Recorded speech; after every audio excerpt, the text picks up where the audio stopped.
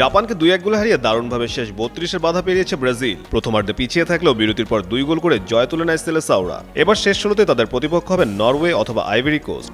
মঙ্গলবার রাতের ম্যাচের বিজয়ীর বিপক্ষে আগামী 6 জুলাই বাংলাদেশ সময় রাত 2টায় নিউ ইয়র্কের নিউ জার্সি স্টেডিয়ামে খেলবে ব্রাজিল।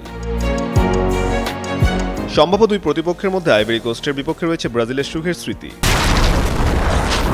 হিউস্টনে রকিং টেস্টি, সীমানা ছাড়াও নিজেকে হারাও।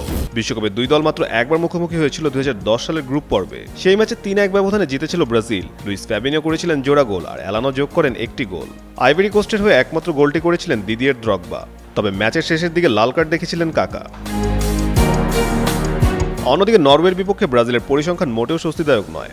4 বারের দেখায় একবারও জিততে পারেনি 5 বারের বিশ্ব চ্যাম্পিয়নরা। 2টি ম্যাচ হেরেছে, বাকি 2টি ড্র হয়েছে। 1998 সালে বিশ্বকাপে নরওয়ের কাছে 2-1 গোলে হেরেছিল ব্রাজিল, যেখানে তাদের একমাত্র গোলটি করেছিলেন বেবেতো। নরওয়ের হয়ে গোল করেছিলেন তোরে আন্দ্রেফ্লো ও কেতিল রেগদাল। বিশ্বকাপে সেই জয়ের বাইরে 1997 সালে একটি প্রীতি ম্যাচেও ব্রাজিলকে 4-2 গোলে হারিয়েছিল নরওয়ে। অন্য দুটি প্রীতি ম্যাচ 1988 ও 2006 সালে 1-1 গোলে ড্র হয়েছিল।